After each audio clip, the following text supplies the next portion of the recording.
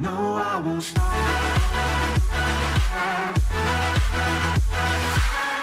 So as we draw to a close our first season in the Premier League, we can have a quick review about how the season went, who did well, where we're going to try and improve, and what went on. So generally, let's start with the season then.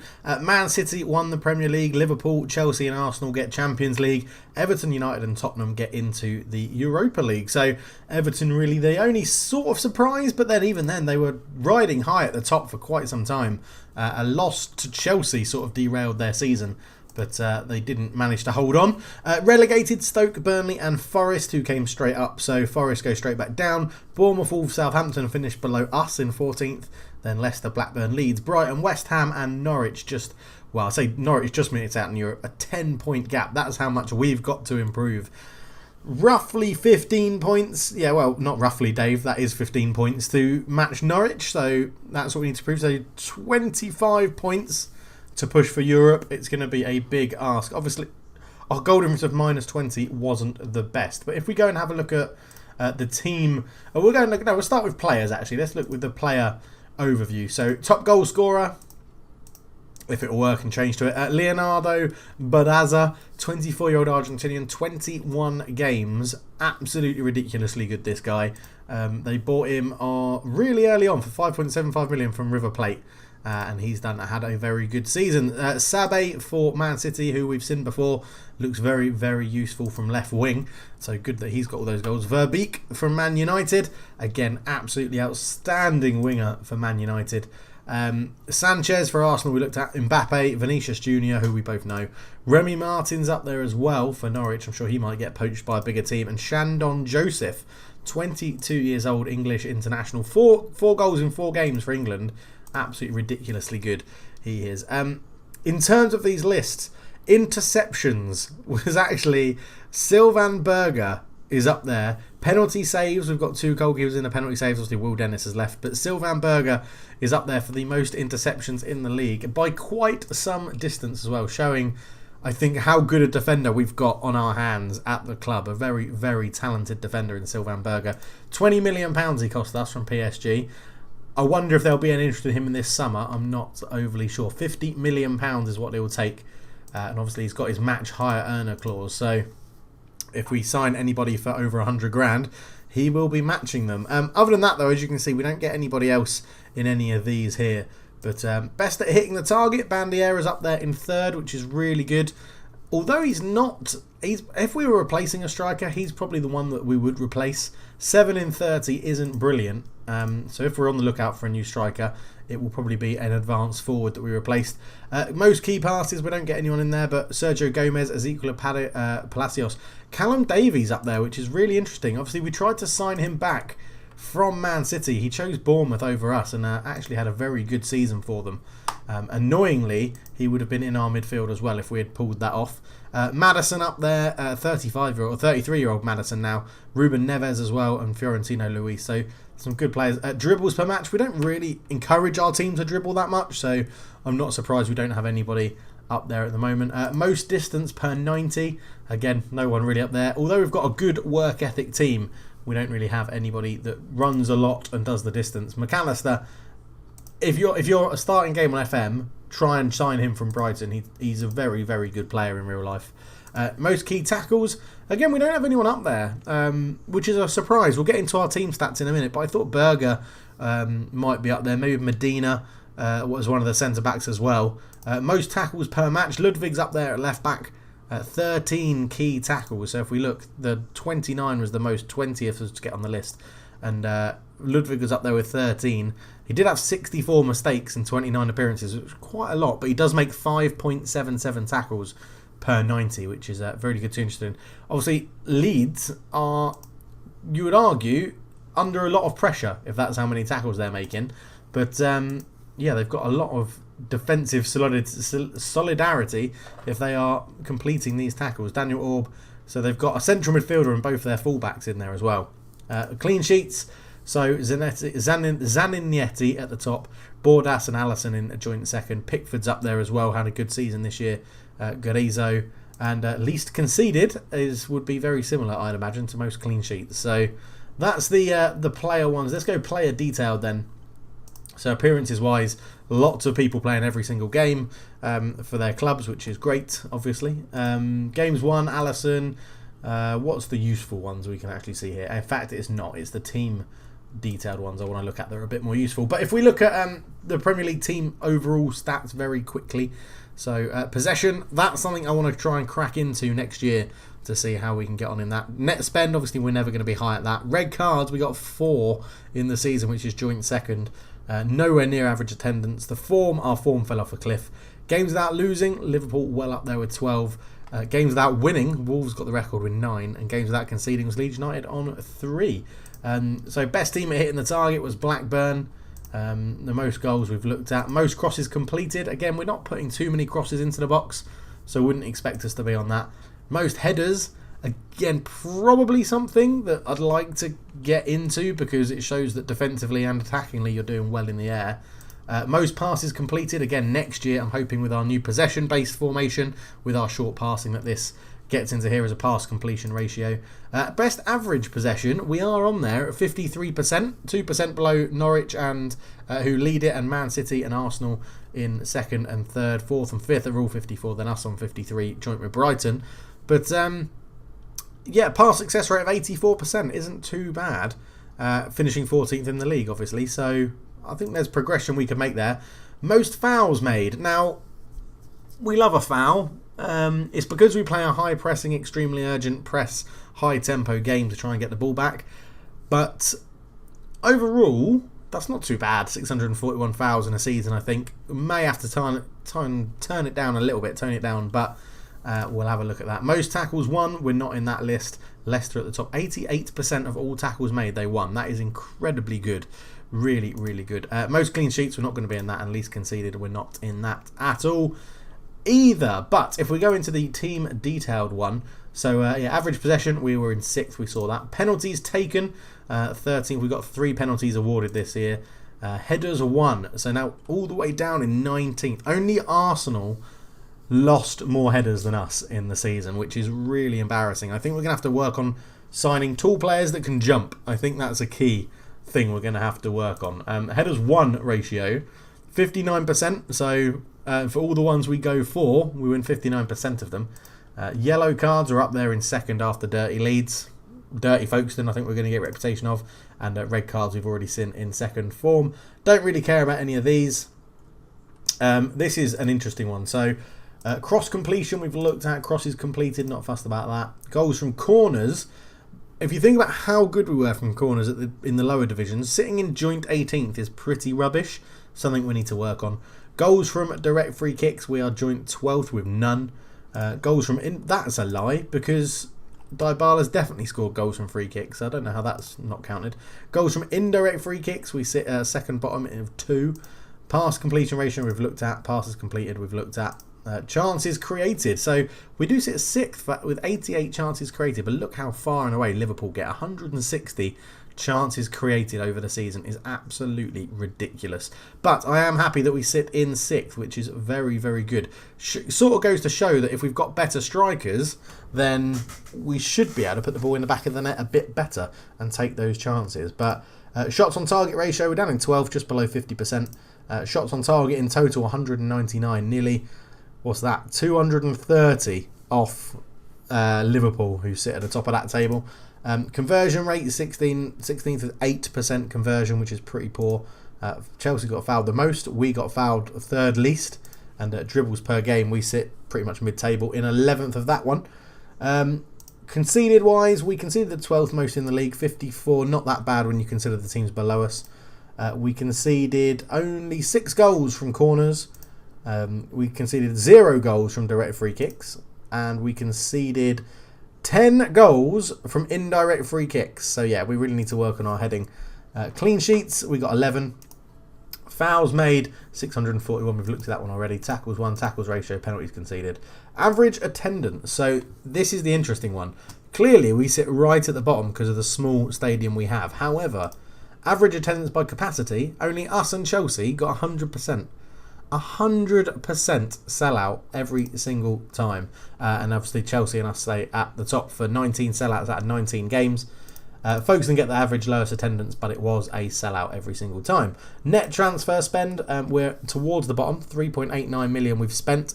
Liverpool spending, having a minus, getting a positive 48 million, and Chelsea a positive 56 million as well. And but the salary per annum now, we are far and away £20 million at the bottom, and that shows how much above our station we're doing in the league. If you think we finished 15th or whatever it was, 14th, we've got the lowest wage bill by some margin, so that is quite impressive. I am happy with that.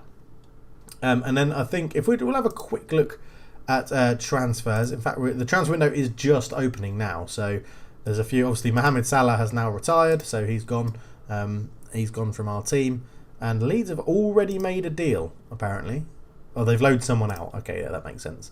But yeah, it's going alright. Where are we? Folkestone aren't on there at the moment. Okay, we haven't got any rumours doing the rounds about us. But let's go and look at the squad then.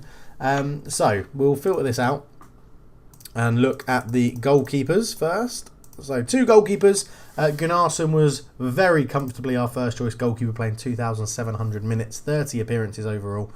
No player of the matches. He made 5 mistakes leading to goals, which is a little bit worrisome for our first choice goalkeeper. I can't remember what that. Yeah, team conceded. So he conceded 1.63 goals every 90 minutes he played. Again, bit of a concern. Total goals per 90 minutes for the team, 0.9. Points per game, 1.03. Interestingly, Solberg in his 4 appearances picked up a lot more points per game than Gunnarsson in goal. But I think it's very clear when you compare the two of them that Gunnarsson is very much our first choice goalkeeper.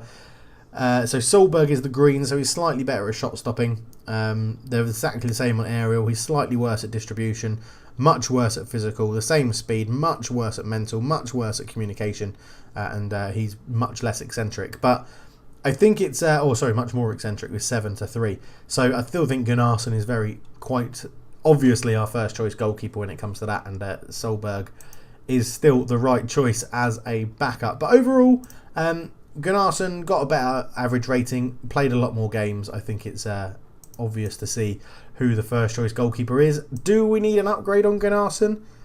I don't think so. I think he's a good player to have at this sort of level. When we're pushing for Europe, yeah, I think we'll need somebody better. Right, let's have a look at the right-sided defenders. So we're really here just comparing Larea and Pickering, although Bunga's up there, but he played more of a centre-back, and Trotter plays all the way back as a sort of backup, so we don't need to worry about him. But Pickering played the most minutes, 2,484, compared to 1,733 for Larea. Mistakes over the whole number of mistakes made, 53 for Pickering, 34 for Larea, but again, he played more appearances. What you really want to look at is goal mistakes, or mistakes leading to goals. Larea 1, Pickering none. Now, Pickering has stats which make him a much more offensive fullback, than Larea. So the tackle ratio, the fact that they're so close, is very, very promising for Jordan Pickering. Tackles per game, again, Jordan Pickering 4.96 to 3.84. Again, he's sort of marking himself as the standout right back. However, the average rating would suggest that Larea's had a better season. The number of games, I think, does have to be taken into account. Pickering getting 2 player of the matches and Larea only getting 1. Do we need to upgrade at right back? I don't think so. Not this season. I think that between Pickering and Larea, I think we've got 2 pretty decent fullbacks that we can rely on. I may look to cash in on Larea and get a new right back in, but I think at the moment it's not too worrisome. I mean, headers 1 ratio, that's really low. This is where we need to improve the whole team in heading. And I think that is something we need to look at. Obviously, Pickering did also score the goal of the season, voted goal of the season by the fans. Assist-wise, he got 7, Larea got 4. Overall, I am happy with those 2, but I think Larea could be upgraded on. But it's not my priority, I don't think, in the summer. Looking at the left-backs, same again. It's mainly Bolla and Ludwig that can be as a comparison.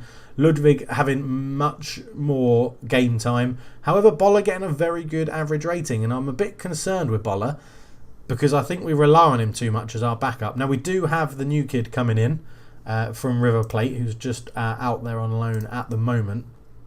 His name escapes me. Oh yeah, Marcelo Kenny. This is him. So if we compare him to Bolla, where's Bolla? Bolla. Why can't I find Bolla? Mark Bolla, there he is. So you can see Kelly is better at defending, he's better physical, got better speed, his vision's a bit less, attacking a little bit less. Technical, he's better, aerial isn't as good, and mental, they're exactly the same. I'm expecting him to come in and be a very good backup for us, to be honest. I think Mark Bolla's time at the club may be done, but we'll have to wait and see how it plays out. But he's made plenty less mistakes, that's terrible English, and much fewer mistakes than Philip Ludwig, which is key, I think. But again, is actually the mistakes leading to goals that you want to look at, which I've lost there. It is none and none, so I don't know why he's actually got a line rather than none. But yeah, and then the points per game I always find quite interesting. So Mark Bolla, again, 1.35 is much higher than Philip Ludwig. And that could be telling. It could be maybe Ludwig isn't up to the task of being our left back moving forward. I think that maybe the crossing and the dribbling is letting him down, and that's something we might need to look at moving forward. I mean, these stats don't lie. However, Ludwig has won 72% of his headers, which we know is something we need to work on. He's chance created. Mark Bolla actually creates more per 90. And goals per 90, Mark Bolla has, I think is that goals? Yeah, team goals per 90. Mark Bolla's there for a lot more team goals. So it's going to be interesting to see how to do with that. Again, is left back a position we need to spend money on? I don't think so. Not at the moment. But we'll see how it goes. Now, on to centre backs. So Berger, we know, has had a 6.94, as it says there, but a fantastic season all round for Berger. I think he's done really well. Points per game, 1.32, up there with a really good rating. 43 mistakes, but only one of them led to a goal, so that's not too much of a concern. 71% of his headers won, and 76% of his headers won for Wilkinson as well. So actually, as a back two, they played pretty damn well together, and they should get better. They're both relatively young. Berger's 24, Wilkinson's 24 as well. If we can keep both of them, I'd be delighted. Honestly, don't think centre-back is a position we need to improve on. Of course, we've got Trotter that can fill in as well. We've got Medina who can fill in there, although his loan will end. We've got Bunga who can play back there. We've got Guillermo Medina, who we bought in as well, who 78% of his headers didn't feature that much, but I think he will feature a lot more moving forward, because these stats, when you look at his stats, they're actually really, really good. So, which one was it? 93% tackle ratio. He's very good at tackling. 78% winning of headers is really good. According to, he's not the tallest. He's 5'11". I think he could become very useful for us. And what I see is him and Trotter being the backup to Wilkinson and Berger. I could and possibly will look into the youth system to see if we can bring up a centre-back that can help us out in these positions, because I think Trotter might be coming to the end of his days as a Folkestone player. He's worth 11 million. He's got a couple of teams interested in for him. No clauses, so we can try and get the most we can. 25-year-old Argentinian. I'm not sure. We'll see what happens. Moving on into the central midfielders then, as we're now playing the 4-2-3-1 as our first choice formation. Bunga having a great season. Revan, who I still think is one of the best players at the club, getting the best average rating out of all the central midfielders. Very good tackling style. Very good key passes per 90. 2.78 is incredible. Passes completed per 90, 62. He just makes the team tick, and he's been a very, very good player to have. I think his shooting needs to get better, or we need to take him off shooting so that he shoots less. But I think overall a very good player. A shame he picked up a big injury, so he didn't get the minutes he probably deserved. Bunga in there as well, over 3,000 minutes for the team this year. Really, really good. 1.42 points per game is really good. Rajic in there with 2 points per game, which is impressive for the 10 games, or starting from 7. Yeah, 10 games he played is good. They're all covering a similar amount of difference. Dybala, Revan and Perez covering over a kilometre each. Dybala and Perez, I wouldn't count in this. They hardly play in central midfield. I would love to sign Medina, maybe get him back on loan for a third or fourth season from Man United if possible, because he just gives us a good backup option in the centre of midfield. But we do have a new central midfielder and a new attacking midfielder joining the club in the summer, so we'll see if we need him or not. But Yeah, one of them is coming in to give Revan a bit of competition, and the attacking midfielder is probably coming in to replace Dybala, to be honest. But talking of attacking midfielders, let's compare stats then. Here we're mainly looking at Dybala and Perez. They're the main two that have played. Perez has flattered to deceive massively. Yes, he's got a good points per game ratio, which is something I put quite a key factor on, but look, assists per 90, 0.06. Yeah, Dybala's got 0.07, and neither of them have got a massive amount of assists. Chances created, though, per 90, 0.62. So Dybala's roughly creating just over one chance per 2 games. And Perez, 0.29 is awful for an attacking midfielder. It really, really, really is awful. And you're sort of looking at stats. Yeah, he's dribbling more. He played on the left wing a little bit, so I'm not too sure if we can count that. But his shooting's poor. His shots per 90 is slightly lower than Dybala. And look, we're talking about Dybala here, who's 36. He's going to be 37 come the end of next season, right? And yes, he's very good technical, but there's no way Perez should be being outstatted by someone like Dybala. So I'm considering maybe cashing in on him. We got him on a free.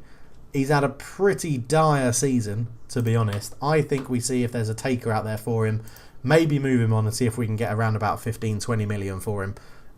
Because I'm just not sure he's cut out to play here. And I think we've got better options coming in. I think the new guy coming in from Juventus, Vincent, I think he would be our starter. Dybala can then drop to a backup. And the reason why Dybala's played so much is because Perez was playing so poorly. So poorly. He did a bit more defensively, but I'm not fussed about that in the position they're playing. It's more, they've got to be an attacking output. They've got to be there for the attacking side of the team. And that really is what we're looking to improve. Like defensively, we found out headers and time in a tackle, not giving away so many fouls, is what we need to improve on. Attacking wise, we need to up our goals. We need to up our assists. We need to up our chance creation. And I think Perez has let the team down there. And I'd be interested to know your opinions below if I'm being a bit harsh, but I think that's what it is. Attacker midfielder left then. Now it does get a bit interesting here because we've changed this around quite a lot. Perez has played there as an inside forward. Sigliani joined in January, has played there as an inside forward. McEachran's played there as a winger. Rashid Peltier's played there a couple of times as an inside forward. If we get rid of Perez and we get Sigliani came into it a bit in the second half of the season, in the second half of after he signed. So 6.64, but if we look at his form, so he got a couple of really good performances here, 7.2, 7.1. He seems a little inconsistent, but I don't want to jump to conclusions. I'm going to see how he gets on for the first half of next season, and we'll go from there. McEachran, I think, was probably harshly done. He played 21 times this season in total, and he has put in some good stats. Goals, 0.27. He's got the most out of anyone that played in that position. Goals per 90, 1.34. Shots ratio on target, 65%. Shots per 90, 1.74. Assists, 2. Only behind Sigliani on 3. I just feel like there's just something about him that, because he's an out-and-out left winger, he probably won't fit what I want to do. But I feel like that's harsh, and I should be giving him more of a chance. But we bought him for 4 million. There's potential to get a bit of profit. We'll have to see how it works out. Going into next season, Sigliani is going to be our starting inside forward. If I can find a good backup inside forward on a relatively cheap deal, I'll probably go for it. If I don't, I'm happy to have Russell McEachran as our backup. And eventually, if it works out, we'll start him as a out-and-out winger in the new formation. We do want to pull a little bit wider as well when we're playing that formation, so it could be worth doing it. But I think we can't really include Peltier in this. He's been a striker most of the time he's come on. Perez, the more I look at his stats compared to everybody else, the more I'm convinced that I need to try and sell him and cash in. On the right-hand side, so I'm just going to take a quick drink. Obviously, I'm not on camera today, so I've got to tell you when I'm stopping to take a drink. Yeah, on the right-hand side, it's mainly been Chia and Stockton, with Pickering filling in occasion. Now, Stockton, we'll start with Stockton, right? 600 minutes isn't very much. He moaned quite a lot when he wasn't getting played, which is fine. He's worth 22 million. We got him on a free from Chelsea. Again, 6.52 is rubbish. It's really not very good.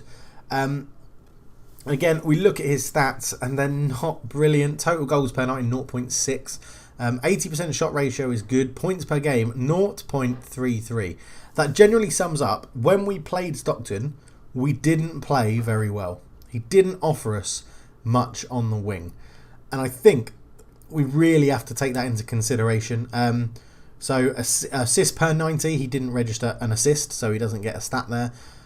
And it's just crosses completed compared to crosses attempted. 12%. I know Chia's only got 14%. We'll come on to him in a minute. But 12%. And it's absolutely woeful. It's absolutely woeful. That's something we need to up as well. Dribbles per game, 2.55 compared to Chia, 4.69. There's no real effort. Even headers he's losing out in percentage-wise to Chia. Chia's 5'5". Stockton's 5'9". It's 4 inches in it, and Stockton's losing more headers. Again, I think he's someone, if we can find another right winger to take his place, or if there's someone in the under-23s that we can give a go to, I think he'll drop out. He's wanted by Torino. We'll see what happens. I'm happy to cash in if there's a good offer. Now on to Chia. And this is an enigma. Listed as a wonder kid when we bought him in. Found by the scouts at Colo Colo. We bought him in. He's not done well. He has not done well. Like, for the reputation he came with from my scouts, I'm expecting better. A 6.62 after 34 appearances is rubbish. He's technically gone down in value, even though he was listed as a wonder kid when we bought him in. I'm not going to... Well, I can't promise, but I'm probably not going to sell him. But he has got 5 assists in his 40 games that he's played this year, which isn't actually very good. 1.23 points per game. He shoots about once per game, just under once per game. 3 goals this season. Goals per 90, 1.23. Team goals, per 90, 1.23. He's got something about him. Crossing's great. Pace is great. He works reasonably hard. His passing's okay. I just don't know. Drawn into it by his potential that the scouts found, which is clearly there. He was labelled as a wonder kid, so it's clearly there, but I'm just not sure. I am not sure on Javier Chia on what we do with him, because where we want to get to in the Premier League, is he good enough now to be our starting right winger? I would argue no. But we forked out £5 million for him. Is it a case that he's just not old enough for the Premier League yet? Do we need to let him fulfill his potential? Yeah, I'm not sure. It's another thing I'm interested to get your comments on below, because he's such a good potentially rated player. I don't want to give up on him, but maybe if we get a big bid, I'd consider letting him go. In grand scheme of things, he's not on such a big wage, on 34 grand a week, but yeah, he's all right. I could give him another season, but if we don't see an improvement, then I think I'd cash in, and it would just depend on how much cash we can get for him. But overall, I think he's got something there, and I don't want to give up too soon. I really don't. But yeah, also, the dribbling he does is incredible. It is really, really good. 4.69 dribble per game. Nearly 5 dribbles per game is really good. Obviously, he runs with the ball often, so it's going to help him out. And he does okay dribbling. It's not the best. So it's an interesting thing to go through. It's an interesting to consider what we're doing. I mean, it's always interesting to see this progress, right? So his progress has gone down since we signed him. And this is long-term progress. This is when we signed him, he was rated as 4.5 star potential. Down here, he's now, June 2030, he's a 3-star player in the squad. Sorry, this is his squad rating. Now, we've signed other people in January, which probably hasn't helped. If you look at January, there's a drop-off to be 3.5. But that drop there is monumental. That is ridiculously monumental. Look at the coach report. they rate Stockton better than him, and I'm saying I want to sell Stockton. I'm considering him dropping him. It does say currently operating at championship level, so that's okay. Has the potential to be a Premier League right winger. You know, we can get there, but is he going to get there? That's the question. That's the question I need answering. Yeah, it's a tough situation. But anyway, let's move on to the forward line then. I've actually got a lot of people that can play up front, but again, it's mainly Mas, Bandiera, and Peltier who we're playing up front. Mainly Mas and Bandiera. Mas has been our main striker for most of the season when we've gone to a one up front formation, and I think that's common in his points per game, 1.32. Goals per 90 over 1.3, which is good. Team goals, 1.3. Goals per 90, he's scoring 1 every 2, which isn't too bad at all. 17 in the season, being our top goal scorer in the league. Shot percentage is okay. I'd prefer his shots on target ratio to be higher than 59%, in all honesty, but he has probably more shots than everybody. Shots per 90, 1.4. Bandiera 1.85, but he gets 63% of them on target. It's very interesting. Bandiera hasn't had a bad season. It's just a damning stat you can give him is that he scored 9 goals all season, which is pretty rubbish. I guess if you extrapolate the data, say that's roughly half. I know it's more. Carlos Mas has played more than double the minutes. Extrapolate it, you'd probably get around 17 goals as well. But Mas is much better. Mas is just a much better striker. And it'll be interesting to see how it works out in the future. Again, heading percentage, Bandiera actually wins quite a few headers, which is good. Peltier, I'll probably discount him from all he's scored. He only played 578 minutes. I don't think it's fair to judge him. And again, if we get an offer for Peltier, I'd probably accept it. We paid £3 million for him. He's worth 9.75. Is he going to progress? No. Comes deep to get the ball will not fit in this formation that we want to play. Might be worth training him up to be an inside forward on the right or something like that. But there's better options out there, I think. So I'm going to discount Peltier. We might look to cash in on him. So it's mainly between Bandiera and Mas. And if we compare the two on here as well, then it's even more obvious, I think. Where is he? Carlos Mas. So Carlos Mas is in blue, so better defending, better physical, slightly slower, but better vision. Slightly actually less attacking, but I'd expect that as a complete forward rather than advanced. Technical, they're the same. Carlos Mas is better in the air, although he doesn't win as many headers, and mentally, Carlos Mas is better as well. I mean, don't get me wrong, I think we can upgrade quite easily on both of them. I think we could go out there and buy in inverted commas, world-class striker. At the level we're in now, we're in the Premier League, we're going to have money to spend. I think we can go out there and buy a world-class striker. But I think it's the goals per 90 ratio is what sort of sorts it for me for strikers. 0.52, 1 in 2 isn't too bad. 0.45 isn't too bad. Can we improve on it? Yes. You see other people with like YouTube saves and strikers in the game.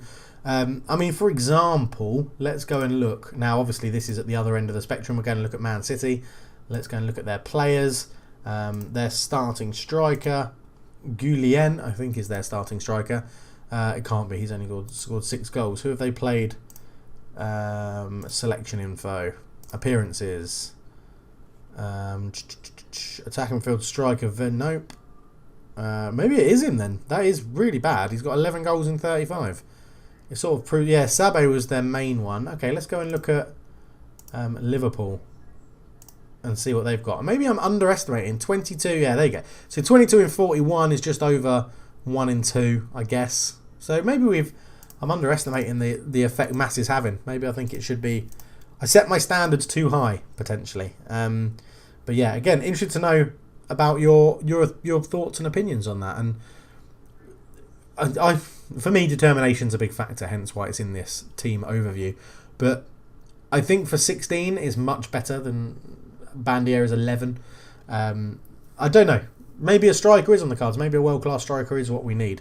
There is a little player in the under-23s at the moment called Gio Maron, who is having a lot of fun, scoring 18 in 20 for the under-23s. We also have Chris Kerr, yet to be converted to a Patreon, 17 in 20. So we have goals. We do have goals in the under 23s. 24 and 24 for Brett Higgins as well. So maybe we just give a youngster a punt. Who knows? I think next year, now that we're settled a bit more, I do want to get the youngsters involved that little bit more into the first team. Points per game then. So Peltier actually had the most on 2.18. Rajic up there on 2. And then Trotter at 1.71. Solberg 1.6. McEachran 1.4. Bunga, who's are probably what you would rate as one of the more commonly paid players out of all of them on a 1.42. Goals wise, it was all mass. 17, 9 for Van Deren, 9 for Dybala, which is incredible as a 36-year-old. 4 for McEachran, 3 for Cheer, 2 for Pickering, and then 1 for quite a number of players. And assists wise, which is where we are lacking, 7 for Pickering, 5 for Cheer. Revan is actually surprisingly quite low with 2, which is a little bit annoying. I'd expect to see more from him next season, to be honest. But yeah, I mean, that's the general overview I had. I think potentially looking for a new right back, potentially looking for a new right winger. If a world-class striker becomes available, then we may take a punt and spend a bit of money on a world-class striker. I think we need to get taller players, as weird as that sounds, taller players with better heading. But it's going to be a evolutionary process. It's not going to all be done in one transfer window. The players that we've got already arranged coming in, obviously all of these youngsters are coming in. We're looking at someone called Steven Diallo from Dortmund as sitting in the attacking midfield role. This is the guy that will probably replace Perez. Him and Vincent will be fighting for each other for the places. He can fill in a lot, which I'm quite happy about. He comes from Dortmund. He's had a good season at Dortmund. He's had generally good seasons in the Bundesliga when he's played. I think he's going to be pretty damn good. And then we've also got Jordan Vincent coming in as well from Juventus. Again, has played well when he's played consistently. He has done pretty well, been in Serie A and Serie B for a few times. So that's our two probably attacking midfielders. And then Horacio Pereira is going to come in for the competition to Revan. And again, it's a player who he's played 2 games in La Liga, or 4 games in total in La Liga. He's gone out on loan and done well everywhere. Whether he can step up to the Premier League, I'm not sure. He's got good stats. Light-hearted isn't the best. But, yeah, I think he'll be pretty good. He'll be pretty good. Other than that, it's all youngsters coming in at the moment. Nobody else really on the radar to bring in terms of outs, just Bjornsson and Lusnig are leaving in the summer at the moment. So we'll have to see how that goes. Mick, I wonder how Ankelson is doing. He is listed for loan and he's wanted by a number of American teams. He's still got time on his contract. 8.25 million. We sold him for 6.5 back when we were in League One. Wow, we did well there. Might cash in on his sell-on fee clause. 40% of the next sell-on fee clause. We're getting at 1.8 million. We can sell the clause. Some 6 million. We can sell the clause for 3.38. Not yet. We'll hold on to it for a little bit. Is there anything else we can cash in on? No. We've got a lot of different deals going on though. We're playing for a lot of things over months and things like that. So, but yeah, hopefully you've enjoyed it. It's the first time I've ever really dived into this. I've set up this screen. I look at this every season. It's the first time I've ever done it on camera. I thought at the end of the Premier League would be a good time to do it really, which was good. Medina, yeah, I think I should possibly keep him around.